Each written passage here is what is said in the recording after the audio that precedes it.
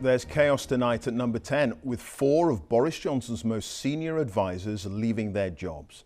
They were part of his inner circle, with one of his longest-serving members of staff, Munira Mirza, the head of policy, resigning after criticising him for implying Sir Keir Starmer, a former director of public prosecutions, was personally responsible for allowing Jimmy Savile to escape justice for sexually abusing children. Tonight, the 3 other aides who are stepping down, Jack Doyle as Director of Communications, Chief of Staff Dan Rosenfield and Mr Johnson's Principal Private Secretary Martin Reynolds, have all been implicated in the controversy over lockdown parties. With the very latest developments, here's our political editor, Laura Kuenssberg, and a warning: this film contains flashing images. Boris Johnson managed to keep a Blackpool tram on track today. Yet it's not clear tonight where his leadership is really going. That went well, thank God for that, the Prime Minister said. He might need prayers to create a sense of stability in his government, though. The Communications Director, Jack Doyle, walked out of his job tonight. A major role in any number 10, but the message had gone badly wrong. The Chief of Staff, Dan Rosenfield, who was brought in to create order, is on his bike and going too.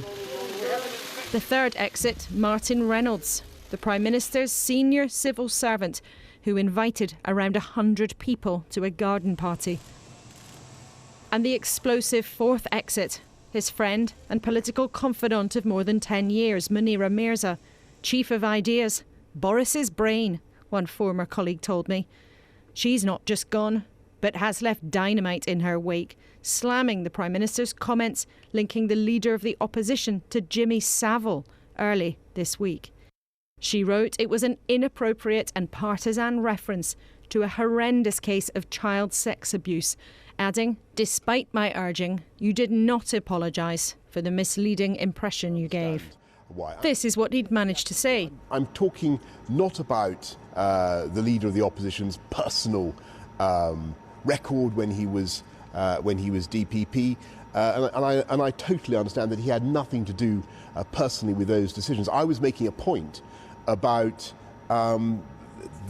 his responsibility for the organisation. Not an apology for the false claim he originally made on Monday. This leader of the opposition, a former Director of Public Prosecutions, Mr Speaker, so he spent most of his time prosecuting journalists and failing to prosecute Jimmy Savile, as far as I can make out, Mr Speaker. An untrue allegation that appalled victims and some MPs on the Prime Minister's own side.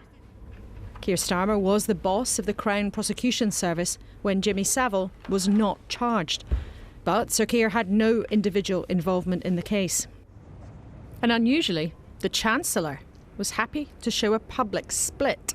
Being honest, I wouldn't have said it, and I'm glad that the Prime Minister clarified what he meant. Who, as well as grappling with the economy, is grappling with the government's reputation. Hi Laura, how are you? He lives and works under the same roof where lockdown gatherings took place. For the record, Chancellor, you knew of nothing of any of these gatherings, even one that happened outside that window. You knew nothing. As I said, people think I'm standing out here looking outside that window. I spent half my time in the Treasury as well as working here. But what I was focused on at that time, as were many people, is making sure that we could help the country through a period of enormous anxiety. You walked into the Cabinet room at the end of Boris Johnson's birthday celebration. Did that not happen? You were asking me about something that happened over 2 years ago, and I walked into a meeting with a group of people, as I do all the time. Do you worry, though, that this has damaged the public's confidence in the government that you're part of? Yes, I think it has, and I can appreciate people's frustration, and I think it's now the job of all of us in government, all politicians, to restore people's trust. Some of your colleagues want the Prime Minister to go. If that were to happen, would you run to replace him? No, that's not what I'm focused on, and of course... It's not my question. Would you do it? No, some of your colleagues want you to. Well, that's very kind of them to suggest that, but what I think people want from me and what your viewers will want from me is to focus on my job. The Prime Minister has my full support. But support for the bigger of this double act may not last forever. Chaotic days are one thing, a loss of credibility quite another. So, Laura, the obvious question, where do all today's events and drama leave the Prime Minister? Well, Clive, in a very, very tricky spot, a quartet of exits from Downing Street tonight. The Prime Minister's lost his Chief of Staff, his Policy Chief, the Chief of Communications and the senior civil servant who essentially ran his private office. Important to say, though, there are two different things going on. The first three, well, they were all people who in one way or another were deigned to have had some responsibility for the fiasco in recent weeks and months over allegations of lockdown parties behind Downing Street's front door. And Boris Johnson's allies will use that as evidence of saying, look, he gets it, he knows he has to change. That is a clear out that should mean that things should work better. Evidence that Boris Johnson really has understood that his party believes he has to pull his socks up. But that other departure, the dramatic exit of Munira Mirza, is an altogether different case. She is one of Boris Johnson's most long-standing political confidants, political allies, and is seen by some people as his brain, the person with ideas that have got him to where he is tonight.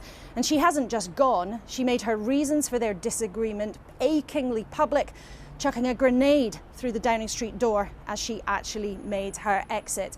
And all of that adds up to even more of a sense of instability at a time when you already have some Conservative MPs having put their head above the parapet in recent days and calling publicly for him to quit.